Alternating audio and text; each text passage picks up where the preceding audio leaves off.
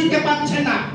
এই সরকার গতকাল গোপালগঞ্জে যে ঘটনা ঘটেছে সমস্ত দায় এই সরকারকে নিতে হবে। কারণ এই সরকার যখন এদেশের মানুষের নিরাপত্তা দিতে পারে না, সেই সরকার বাংলাদেশের মসনদে থাকার কোনো অধিকার নেই।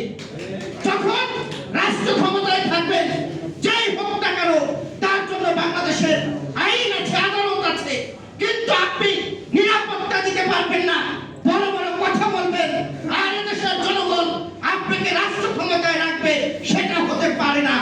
আমি স্বরাষ্ট্র উপদেষ্টাকে বলতে চাই, একজন রাজনৈতিক কর্মী হিসাবে আমরা বিভিন্ন জায়গা দেখছি আপনি ছেলেপেলে মানসিকতা করছেন, হয়তো কোথায় যেয়ে বলছেন বৌদি দাদা আপনাকে কত টাকা দিয়েছে, এই কথা শোনার জন্য আপনাকে স্বরাষ্ট্র উপদেষ্টা করা হয়নি।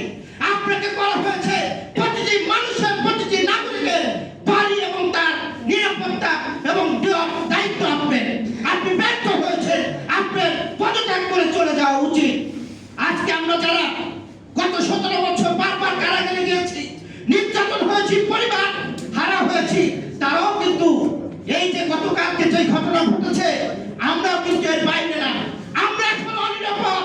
আমাদের জীবনের নিরাপত্তাকে সরকার দিতে পারবে।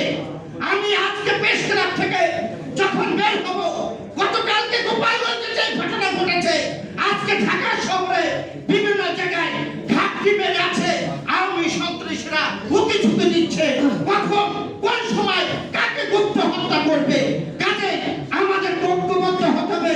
ঐক্যবদ্ধ যদি না হতে পারি, এই আওয়ামী সন্ত্রাসীরা সারা বাংলাদেশে যে তাণ্ডব শুরু করবে, সেই তাণ্ডব বিলে খেলায় আমরা হয়তো অনেকের হারাতে হতে পারি। আমাদের নিরাপত্তা এই সরকার যখন দিতে ব্যর্থ, এই সরকার এক মিনিটও রাষ্ট্র ক্ষমতায় থাকার অধিকার নেই। আমি এনসিপির আরেকটি কথা বলে আমার কথা শেষ করতে চাই। এনসিপির বন্ধুদের আমি রাজনীতিতে, জাতীয় রাজনীতিতে আপনারা এসেছেন, আপনাদের অভিনন্দন অভিবাদন জানাই। কিন্তু রাজনীতির যে পরিপক্কতা, রাজনীতির যে পরিকল্পনা, সেই পরিপক্কতা এবং পরিকল্পনার অভাব আপনাদের। এই অভাবের কারণে আজকে এই দুর্গতি হচ্ছে।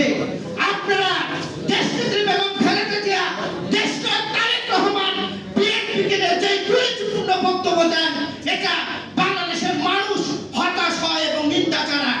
আপনারা ঢাকায় এসে দেশনেত্রী বেগম খালেদা জিয়া, তারেক রহমান বিএনপির থেকে পরামর্শ নেবেন।